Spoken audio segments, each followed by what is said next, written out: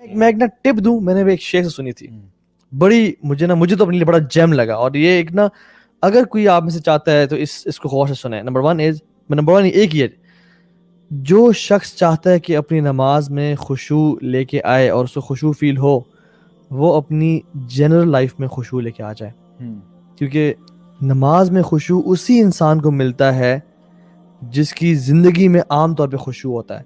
وہ اپنی زندگی اللہ تعالیٰ کے کانشیس میں گزارتا ہے کہ مجھے رب میرا دیکھ رہا ہے, میرا اللہ مجھے دیکھ رہا ہے.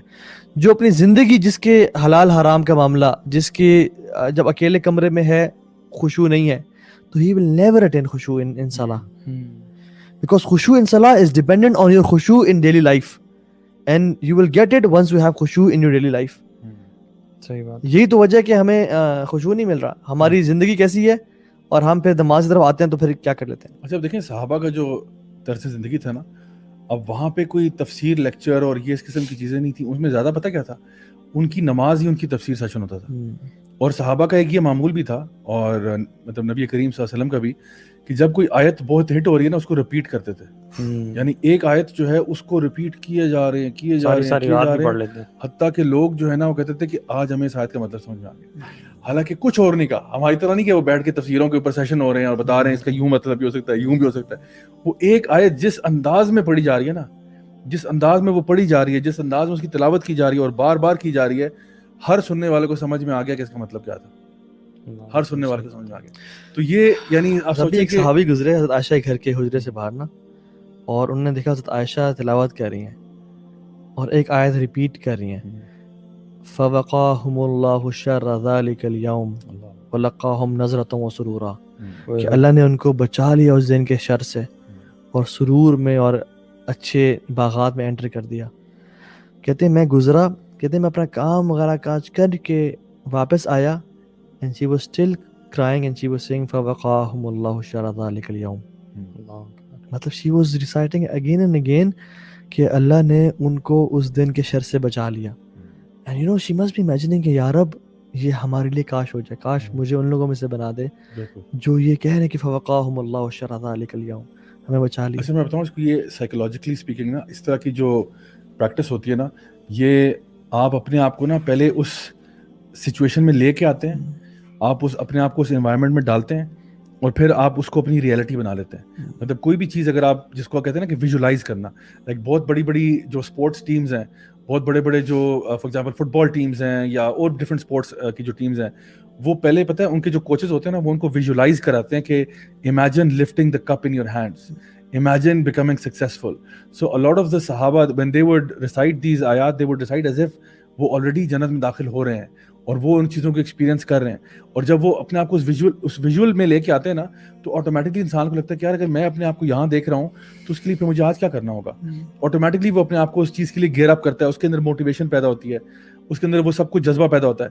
عمر بن خطاب جو ہے رضی اللہ عنہ, وہ کہا کرتے تھے کہ نماز کے اندر نہ رویا کرو, اور اگر رو نہیں سکتے نا تو رونے والی شکل بنا لیا کرو.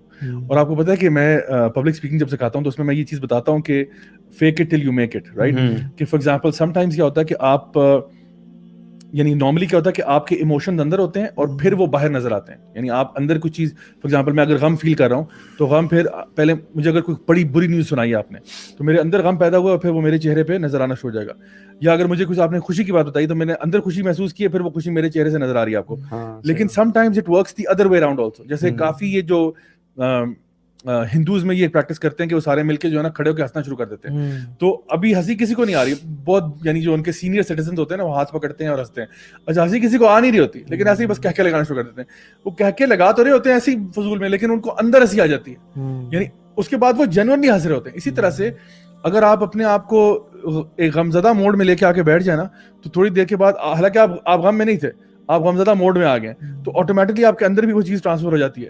سو کبھی کبھار کیا ہوتا ہے کہ آپ جب نماز پڑھنے کے لیے جا رہے ہوتے ہیں نا, تو آپ اپنے آپ کو جان بوجھ کے کہتے ہیں کہ یار میں نے ہمبل کرنا ہے اپنے آپ کو. میں maybe I am not feeling so humble right now, لیکن ایٹ لیسٹ مجھے, کیونکہ دیکھیں نماز کی جو پاسچرز ہیں وہ بھی سارے ہیوملٹی والے ہیں. آپ سر جھکا کے کھڑے ہوتے ہیں, سجدے کی جگہ پہ دیکھ رہے ہوتے ہیں, سر جھکا ہوتا ہے, آنکھیں نیچے ہوتی ہیں, ہاتھ بندے ہوتے ہیں, بالکل آپ ایک تمیز, یعنی یہ اگر آپ ایک بندے کا پوزیشن دیکھیں جو نماز کے لیے کھڑا ہوتا ہے, یہ بڑی عاجزی اور انکساری والا پوسچر ہے.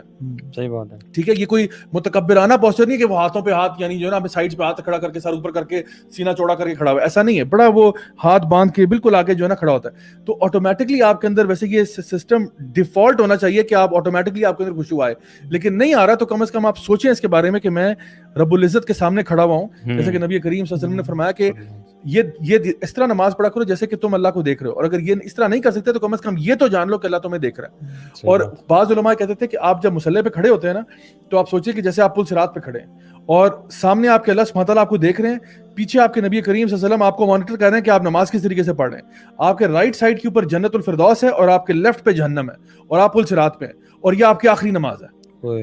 اب آپ سوچیں آپ کی نماز کیسی ہوگی. صحیح بات. اب آپ جب اس طرح, بلکہ یہ ساری چیزیں بھی مائنس کر کے صرف یہ سوچ لینا کہ میری آخری نماز ہے.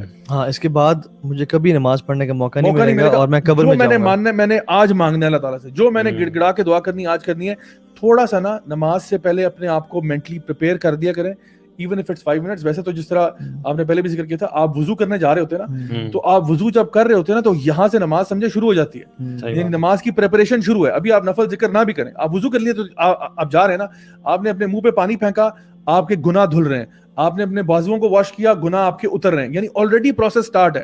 آپ آلریڈی اللہ تعالیٰ کو ملنے جا رہے ہیں, یعنی آپ تیار ہو رہے ہیں. Basically you are preparing yourself to meet اللہ سبحانہ تعالیٰ. آپ نے اچھے کپڑے پہنے, آپ وہاں پہ گئے, آپ مصلی پہ کھڑا ہوئے, آٹومیٹکلی آپ کا مائنڈ میں ہونا چاہیے کہ میں اللہ تعالیٰ سے اپنی اپوائنٹمنٹ کے لیے جا رہا ہوں.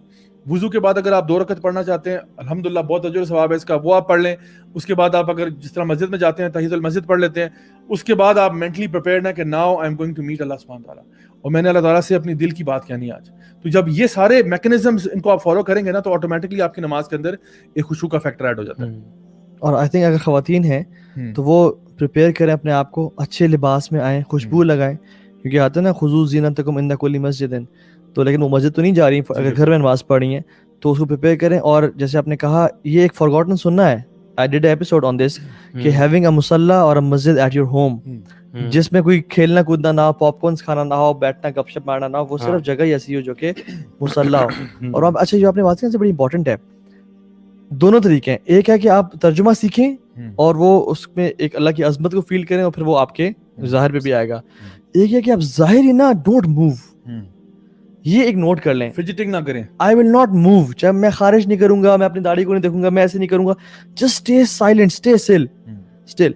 عبداللہ بن زبیر کے بارے میں آتا ہے کہ when he used to pray he was like a branch, never used to move. حجاج بن یوسف نے ان کو شہید دی کعبہ میں اس طرح کیا, کیٹاپولٹ سے پھینک کے, جب وہ نماز پڑھے تھے. وہ موو نہیں کرتے تھے, حالانکہ دلیر شیر تھے, نماز میں کوئی موو. اللہ تعالیٰ نے فزیکلی ہمارے اوپر باؤنڈ کر دیا سب وہ چیزیں, وہ پوری کیفیت, جس سے ہم نا اپنا ذہن, صرف نا ذہن کنٹرول کرنے کی بات ہے. ایون آئیز بھی آپ بند نہیں کر سکتے کہ کہیں آپ آئیز بند کریں تو آپ کسی خیال میں نہ چلے جائیں. آئیز بھی آپ نے کھلی رکھنی ہے, سجدے کی جگہ پہ نظر رکھنی ہے. اب all you have to do is to control your mind, اور باڈی کو بھی کنٹرول کریں.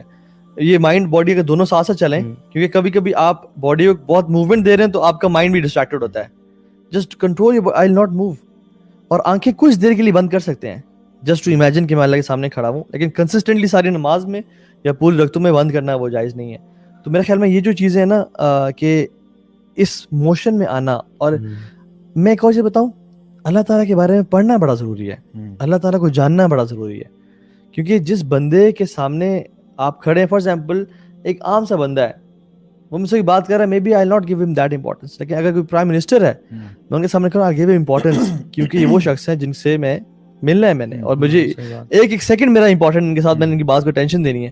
جب رب کی عظمت آپ کے دل میں ہوگی کثرت سے کہ یار رب اللہ تعالیٰ کے سامنے کھڑا ہو, تو پھر آپ کی نمازیں بہت ڈفرینٹ ہو جائیں گی. اللہ کے اسماء و صفات کا تعارف ہونا بہت ضروری ہے. اللہ کا اچھا یہاں پہ نا بڑا امپورٹنٹ ہے کہ بیلنس کریٹ کیا جائے. بیلنس سے مراد یہ ہے کہ ایک ہے ناٹ موو ایٹ آل, ٹھیک ہے. تو میں مجھے نا جب آپ باتیں کرتے ہیں تو مجھے کچھ واقعات یاد آتے ہیں انانٹینشنلی ان لوگوں کے جو کبھی موو نہیں کرتے تھے. ایک ہماری یہاں پہ مسجد ہے جہاں پہ ہم اکثر جاتے ہیں جمعہ پڑھنے کے لیے. تو وہاں پہ کیا ہوا کہ ادھر جمعہ کا ٹائم تھا, عصر کی نماز کا وقت تھا, تو ہم لوگ جماعت میں تھے. تو ایک صاحب جو ہے نا وہ بیچارے, ان کو کوئی آئی تھنک ہارٹ کا پرابلم ہوا, وہ کلیپس کر گئے, لٹرلی ہی فیل وائل پریئنگ.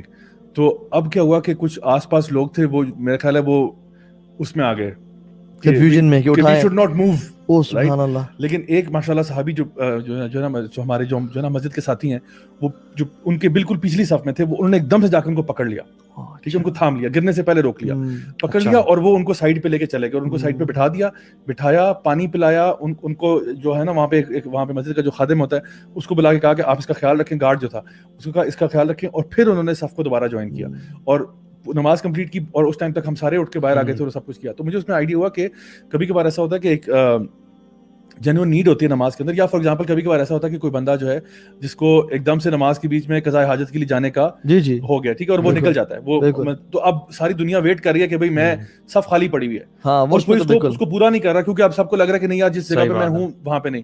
تو یہ ہمیں بتانا چاہیے کہ جہاں پہ ہلنے کی اجازت ہے وہاں پہ آپ کو ہل لینا چاہیے.